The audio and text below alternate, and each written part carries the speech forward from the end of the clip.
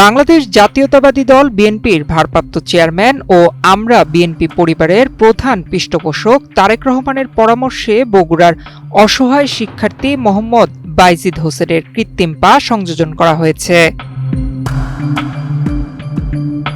22 December সোমবার দুপুরে রাজধানীর মোহাম্মদপুরের বাবর রোডে বাইজিদ হোসেনের সাথে সাক্ষাৎ করে বিএনপির ভারপ্রাপ্ত চেয়ারম্যানের শুভেচ্ছা বার্তা পৌঁছে দেন আমরা বিএনপি পরিবারের একটি প্রতিনিধি দল। এ সময় উপস্থিত ছিলেন আমরা বিএনপি পরিবারের আহ্বায়ক ও বিএনপি মিডিয়া সেলের সদস্য আতিকুর রহমান রুমন। এ সময় বাইজিদের সঙ্গে সাক্ষাৎ করে তার কৃত্রিম পা সংযোজনের বিষয়ে খোঁজ খবর নেন তিনি। খুলে বলো ফ্যান্টাস্টিক নিমো খালাল বিস্কুট খায় সানিও স্ট্যাটাস দিছে ফ্যান্টাস্টিক।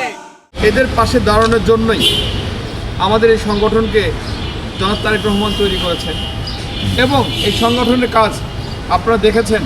আমরা বাংলাদেশের এই পর্যন্ত 44টিরও বেশি জেলায় গিয়েছি, প্রায় 500 পরিবার দোরগোড়ায় গিয়েছি এবং জুলাই যুদ্ধ সহ কুমকুম পরিবারের অনেক সেবা আমরা করে যাচ্ছি।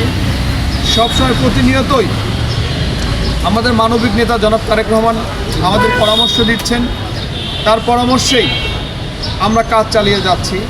তারই অংশ হিসেবে আজকে এই যে আপনার আমাদের এই ভাইটির বাইজিদের আজকে নতুন পা সংযোজন করা হলো। আমরা নতুন জীবন পেয়েছে উনি।